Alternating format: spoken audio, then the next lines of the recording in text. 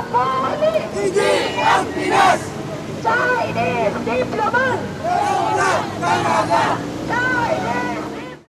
Nagprotesta ang Filipinos Do Not Yield Movement at iba pang organisasyon na nananawagan ng pagtigil sa umano'y pambubuli ng China laban sa mga Pilipinong sundalo at mangingisda. Ayon sa nagprotesta, kabilang sa kanilang tinutuligsa ang paggamit umano ng water cannon, pangharas at iba pang hakbang na anilay salungat sa UNCLOS at 2016 arbitral ruling sa loob ng Exclusive Economic Zone ng Pilipinas. Dito kanila ring pinahayag na ang patuloy umanong pananakot ay banta, hindi lamang sa soberanya kundi pati sa dignidad ng sambayanang Pilipino. Nililihis nila yung atensyon ng mamamayan na ginawa nilang pambubuli, pang-water cannon at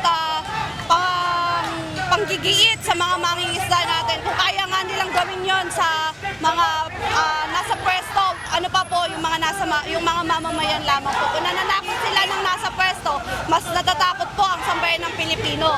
Kaya nandito po kami tumitindig para upang lakasan ng loob dahil may kasama po na lumalaban ang ating mga opisyalis kasama ng Presidente po.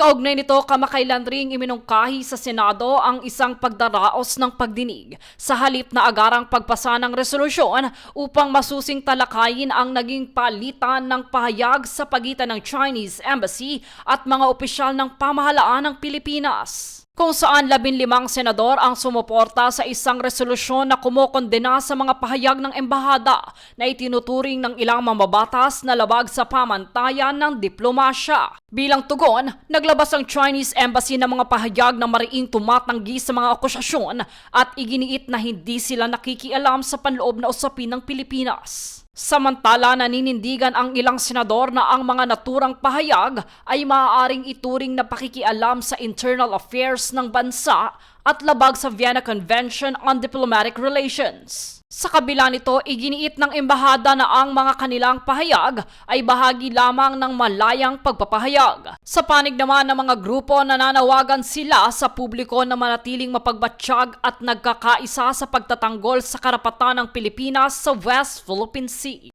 Pagtanggol natin ang Pilipino para sa Pilipino po dahil po tayo po ay nasa Pilipinas at wala naman po tayo ibang pupuntahan.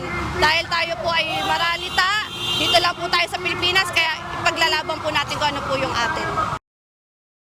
Jade Buhoy, nag-uulat para sa Golden Nation Network.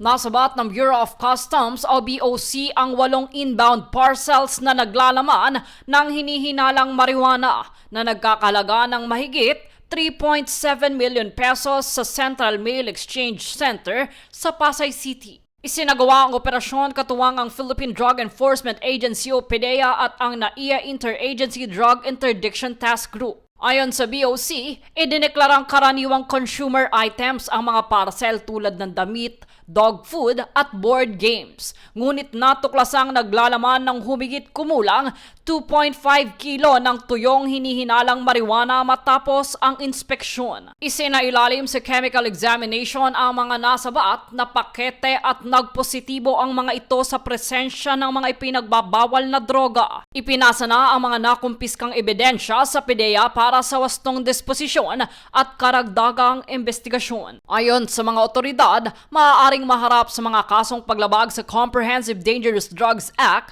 at Custom Modernization and Tariff Act ang mga individual na sangkot kapag napatunayan ang pananagutan. Bahagi naman sa kanilang tungkulin ayon kay Customs Commissioner Ariel Nepomuceno ang mga tauhan ng BOC na iya sa patuloy na pagbabantay laban sa pagpasok ng iligal na droga sa pamamagitan ng postal channels. Binigyan din nila ang kahalagahan ng mahigpit na koordinasyon ng mga ahensya upang mapanatiling ligtas ang publiko laban sa ipinagbabawal na droga.